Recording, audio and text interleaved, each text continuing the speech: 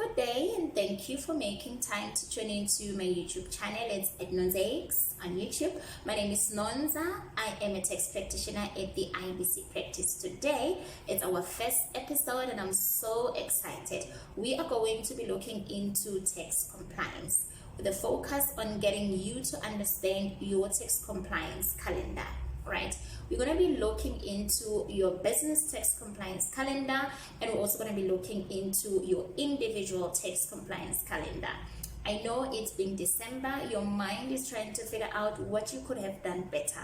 This is a good time to reflect. We're going to be giving you just more information to make sure that you make better decisions going into the new year. Important to note that the information that we share herein does not qualify as professional tax advice. We're just giving you information to make sure that you are well informed and that you make better decisions going forward.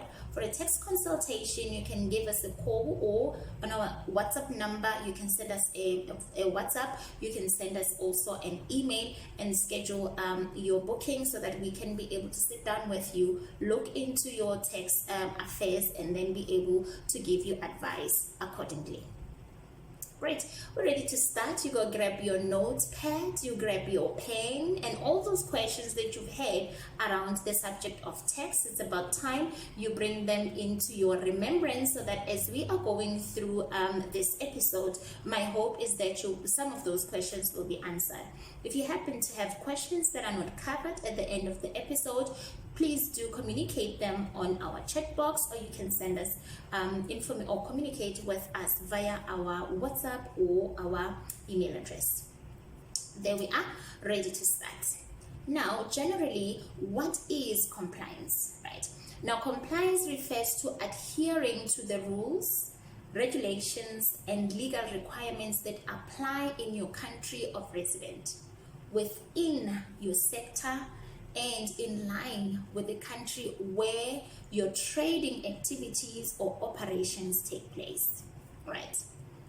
So now, why is business tax compliance important? Now, the role or the goal of business compliance is to ensure that your company operates legally and ethically, and also to protect your company from financial risks and loss of income. What are the disadvantages of non-compliance? When your company is non-compliant, you are going to incur non-compliance administrative penalties. This is a period when your company is not trading, it's not generating any income. However, you are receiving communication from SARS stating that your company owes SARS. And when you inquire, you find out that it's due to non-compliance. And for the duration of non-compliance, these administrative penalties will continue to accumulate until the non-compliance issue is remedied and proper arrangements are made towards your debt. All right. Now, non-compliance could also lead to business or company deregistration. When you are non-compliant, your invoices will be paid late. Sometimes they won't be paid at all. Now, non-compliance also leads to loss of business opportunities. Now, let's look into the business compliance calendar. Your company registration document contains information that will guide you on when your returns are due. Information like your company type, your company month of registration, and your company's financial year end. Right, looking into your company type, there are different types of companies. We've got your NPC, which is a non-profit company, your partnership, we've got your sole proprietor, we also have your PTY Ltd. For the sake of this episode and a better understanding, we are going to be focusing or using examples looking into your PTY Ltd. Great. So now, how do you know when your CIPC annual returns are due? You look into your company registration date. The company registration document, your COR 14.3, there is an entry there that reflects the company's registration date. For example, if your company was registered on the 23rd of May in 2024, your CIPC annual returns or your CIPC annual return compliance date will be from the month of June. registered in the month of May. Your CIPC annual returns will be from the month of June. This means that the system will only open for you to file your CIPC annual returns in the month of June of 2025, right? Now, CIPC has also launched the BO register in April of 2023. Now, the beneficial ownership registration is mandated for identifying natural persons who ultimately own or control legal entities. This is also part of your CIPC compliance, right? How do you know when your SARS income tax returns are due? You look into your company's financial year end. The same COR 14.3, there is an entry that reflects your company's financial year end at the month. See, for example, if your company's financial year end is in February, this means that SARS is expecting you to file or update your annual returns, which is your ITR 14 form, by no later than the 28th or the 29th of February, which is the month ending your financial year, right? So your company financial year is ending in February 2025, which means now it runs from the 1st of March 2024 up to the 28th of February 2025. That is a full 12 months, right? Additionally, your company is also recognized by SARS as a provisional taxpayer. Now, this means that you will also be liable to file for provisional tax, which will be due after the first provisional will be due after the first 6 months into your financial year. You'll be liable to file your second provisional after the second 6 months into the financial year. Practically, the financial year is in February. Your first provisional is going to be in August, and then your second provisional is going to be end of February. Important to note, provisional tax is not a separate tax from your income tax. It is just a way to ensure that your tax liability is paid in portions, avoiding to pay a huge amount at the end of a financial year, right? So now your tax compliance continues. We've spoken about your income tax return. We've spoken about your provisional tax. Now we are looking into companies that are registered for pay-as-you-earn. Now, if your company is registered for payee tax and you've got employees who are working for you, now it's the responsibility of the company to administer the employee's tax, meaning now the tax that the employee is supposed to pay over to SARS will be administered by the company. It will be withheld by the company from the employee's salary. The amount that is withheld will depend on a tax bracket that is applicable to that particular employee. And these amounts will be paid over to SARS by your company, and the payment should not be later than the 7th of the following month. Important to note, if the 7th fall on a weekend or on a public holiday, this means now that you will have to file on the last day leading to the 7th, meaning the last work day or the last weekday leading up to the 7th, right? Another one to also look into, another tax type to look into is your VAT. Now, if your company is also registered for VAT, this means you are a VAT vendor, and then you are liable to comply or update your VAT on a month-to-month basis, on a second-month basis, on a 6-month basis, or on a 12-month basis. All these will depend on the category. Now, on VAT, we have got category A, whereby the filing is required to be done every second month. Category B, the filing is required to be done every second month as well. Category C, you file every month, and then category D, you file every 6 months. Now, category E, you file annually, just once, over 12 months, right? Say, for example, you fall under category A. This means that now your filing will be on the last day of January. Now, the last day of January, because you are filing in a 2 months calendar, January will cover December and January. Your second filing will be in March, then March will cover February and March. Your next will be in May, covering April and May, etc., etc.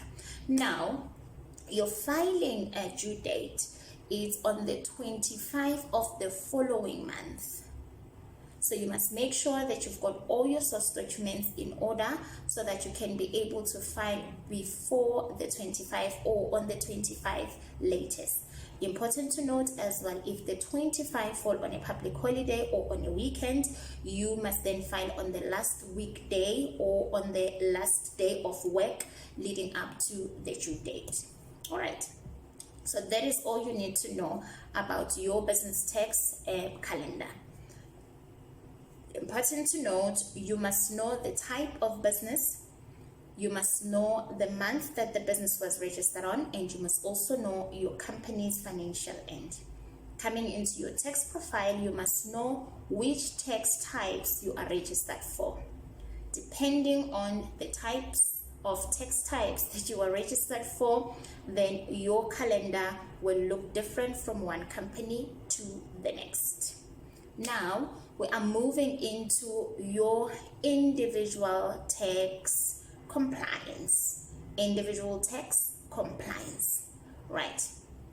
Number one, on your individual tax compliance, it's important to identify which kind of taxpayer you are recognized as. You must know which kind of taxpayer you are recognized as. The types of individual taxpayers, we've got your non-provisional taxpayer, and we've got your provisional taxpayer as well. It's non-provisional and provisional, so your calendar will depend on which type of or which kind of taxpayer you are recognized by SARS, obviously. Important to note, your financial year runs from the beginning of March to the end of February. As an individual, that one doesn't change. It does not depend on your birthday. It does not depend on the date that you registered for income tax. It depends on you being an individual. Then your tax period runs from the 1st of March through to the February the following year. It's a 12-month period. All right. Now, how do I know if I am a non-provisional taxpayer or if I'm a provisional taxpayer? Let's get to that. Now, non-provisional taxpayers are people or taxpayers who receive their income that is recorded on an IRP-5, right? These are employees who receive their income recorded on an IRP-5. Now, they are taxed using employee tax system. Remember where we said in the company that the amount that is going to be withheld by the company will depend on the tax bracket that is applicable to that particular individual, right? Taxable amounts is determined by their tax bracket, individuals' tax brackets, right? The contributions are deducted by the employer from the employee's salary, and they are paid over to SARS. These contributions are deducted monthly and will be offset against the employee's final income tax liability. And non-provisional taxpayers submit their returns once after the end of the financial year of assessment, but it has to be before your submission due date. The date will obviously be announced by SARS. Okay, now we come to your provisional taxpayers. Now, this group of taxpayers houses individuals who earn income from other sources other than your traditional salary documented on your IRP-5, right? Now, these taxpayers' income is irregular and it's inconsistent. For example, business owners are recognized as provisional taxpayers. A director of a company, a member of a CC, a partnership, a sole trader, etc. Now, the recipient of interest or rental income, any other income that is not recorded on your IRP-5 will definitely make you a provisional taxpayer. Now, SARS allows these types of taxpayers to declare their income and make payments over 2 or 3 payments in a year of assessment. For example, because you are a provisional taxpayer, you are going to have your IRP 601, which is the first provisional, and your IRP 602, which is your second provisional, right? Your first will be after the first 6 months into the year of assessment, meaning it will be in August. And your second provisional tax will be at the end of the second 6 months into the financial year, which will be at the end of February. And then you also have to file your ITR 12 form, and the due date obviously for this one is normally later than the due date for your non-provisional taxpayers. The same thing applies. Provisional tax is not separate from income tax. This is the way by which SARS is trying to make sure that an individual or a company, a provisional taxpayer, is able to pay their tax liability to SARS in portions, right? This is to avoid having a huge debt that is outstanding at the end of your financial year, right? So we're moving right along. Now, individual taxpayers, you can also have a mixed source of income. For example, you'll be receiving money from an employee where you are taxed or your tax is administered by your employer, and your salary is recorded on an IRP 5, right? And on the other side, you are receiving your rental income. This means that you've got mixed sources of income, right? Now, the rental income moves you over to being a provisional taxpayer.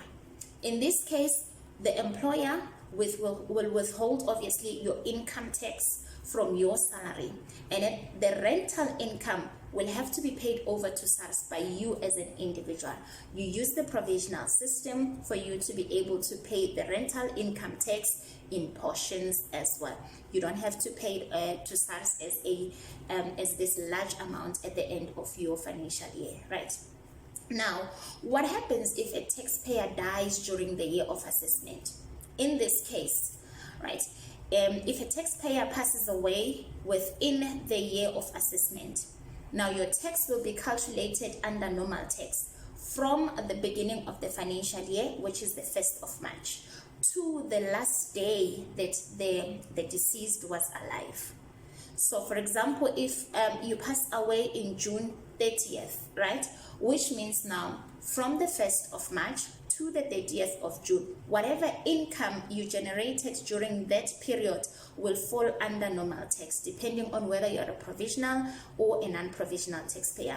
Your tax will be calculated under normal tax. And then everything else that is under your name will then be administered under the deceased estate. That is all I had for you today on your individual tax compliance calendar. Important to note, you must know which kind of taxpayer are you. Are you a provisional taxpayer or a non-provisional taxpayer, right?